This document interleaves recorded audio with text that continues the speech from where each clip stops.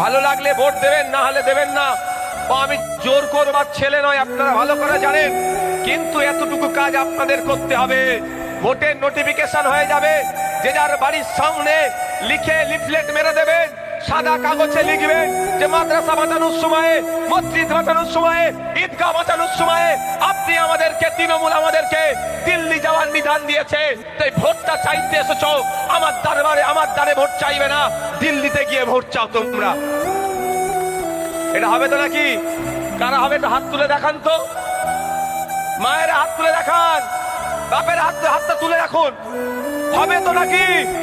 বুঝিয়ে দেবো তো মমতা ব্যানার্জিকে যে মাদ্রাসা বাঁচানোর জন্য তুমি আমার পাশে ছিলে না, মসজিদ বাঁচানোর সময় তুমি আমার পাশে ছিলে না, আমার বাপ দাদুর কবরটাকে বাঁচানোর জন্য তোমাকে আমার পাশে পাইনি, উল্টে তুমি আমাদের নামে মিথ্যা মামলা দিয়েছো। সামনে ভোট আসছে, তুমি আমাদের ভোটের আশা করো না। এটা বলবেন তো নাকি? না তখন কি বুঝিয়ে দেবে সবটাই ভুল বুঝে যাবেন? একদম নয়।